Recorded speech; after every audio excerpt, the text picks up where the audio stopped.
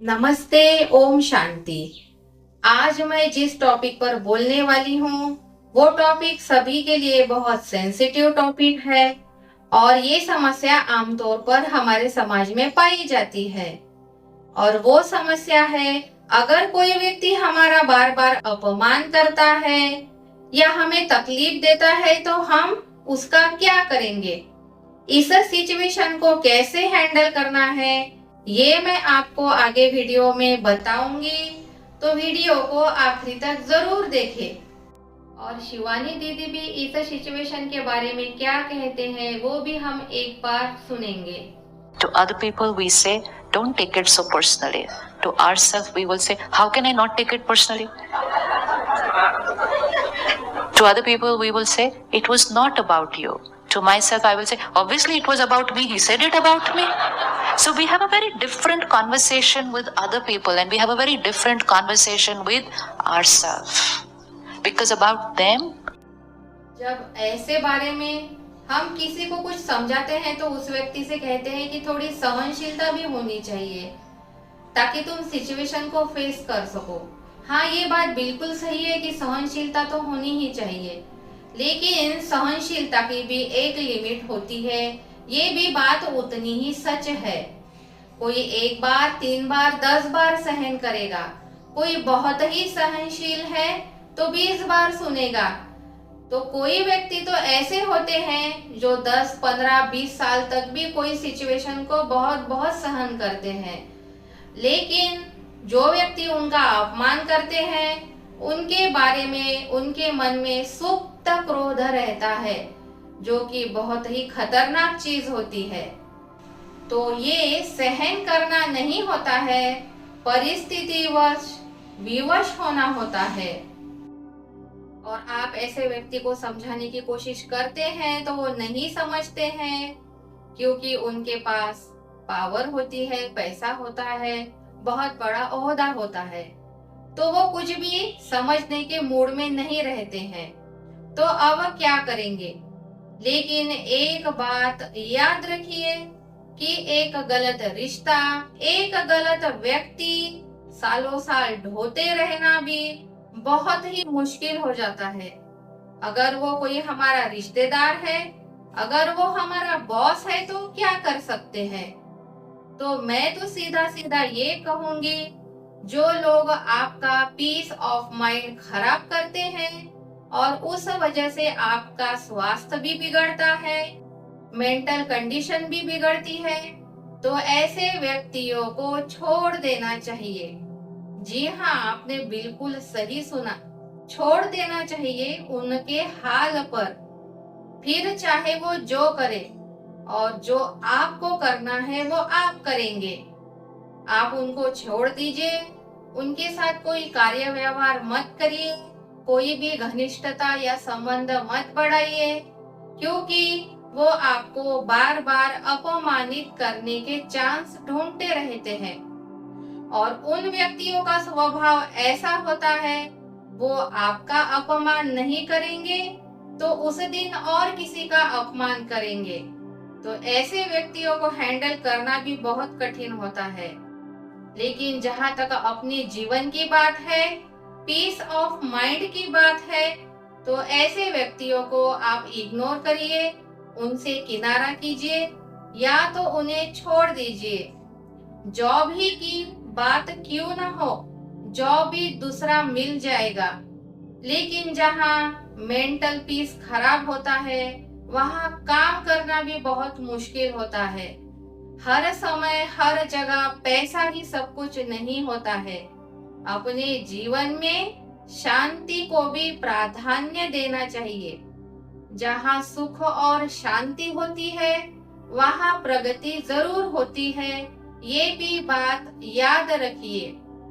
और ये भी समझने की कोशिश कीजिए, अगर वो व्यक्ति आपको अपमानित करता है तो आपको अपना भी खुद का अवलोकन करना है, खुद में भी कुछ सुधार लाना जरूरी होता है।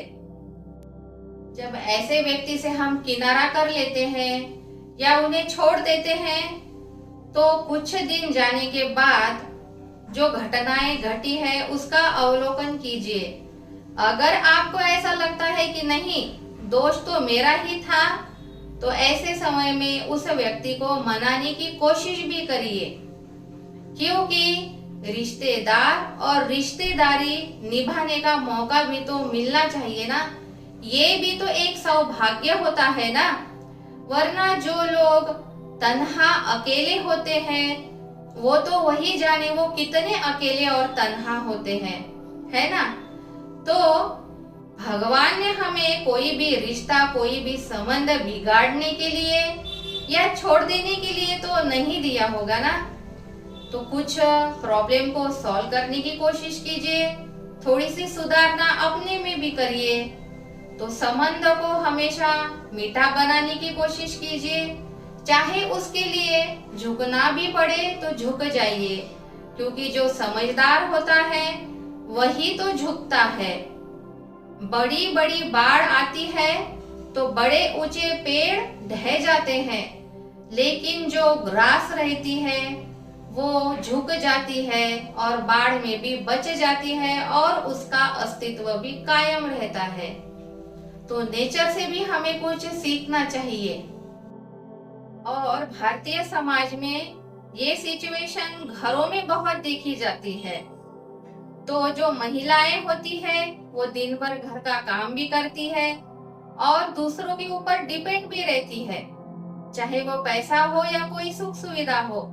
इसीलिए अगर महिलाएं ये चाहते हैं कि हमेशा उनका मान बना रहे, तो बच्चे बड़े होने के बाद कुछ अपने बारे में सोचिए और अपने पैरों पर खड़ा हो जाइए, क्योंकि इस दुनिया में आखिर पैसा ही तो बोलता है ना। अगर पैसा, पोजीशन है तो आपकी भी घर में जरूर कुछ चलेगी, नहीं तो डिपेंडेंसी बहुत खराब होती है और वो आपके अपमान का कारण भी होती है। अब इसी बात को हम थोड़े अलग तरीके से समझने की कोशिश करते हैं। इस बात का और स्पिरिचुअलिटी का क्या संबंध है ये समझने की कोशिश करते हैं।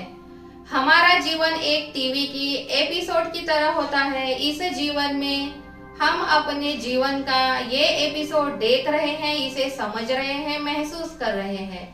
लेकिन क्या कभी आपने ये सोचा है इसके पहले आपने कितने जन्म लिए हैं, कितने लोगों से मिले हैं और उनके साथ क्या क्या व्यवहार किया है।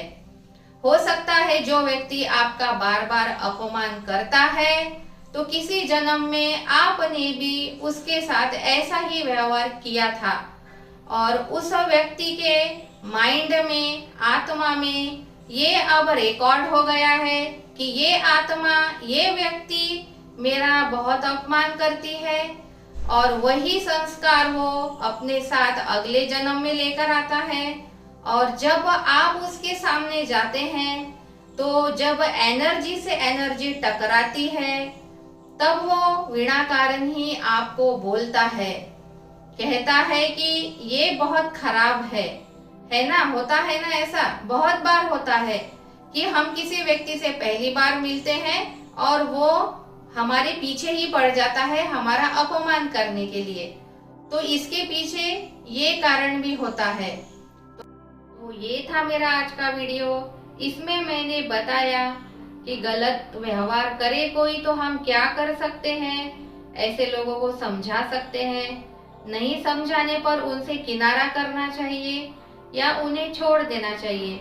छोड़ने का मतलब ये नहीं होता है कि उन्हें अपने जीवन से निकाल देना चाहिए, क्योंकि बहुत बार ऐसे व्यक्ति वो होते हैं कि उन्हें हमारे जीवन से निकालने का कोई रास्ता हमारे पास नहीं होता है।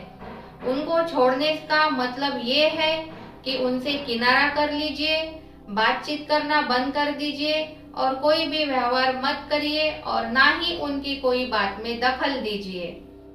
तो ये भी एक उपाय होता है। और यहाँ ऊपर आपको एक वीडियो नजर आ रही होगी कि परमात्मा ने दिए सबसे पावरफुल 10 वरदान। ये वीडियो भी आप एक बार जरूर देखिए, इससे आपको बहुत लाभ होगा। ओम शांति।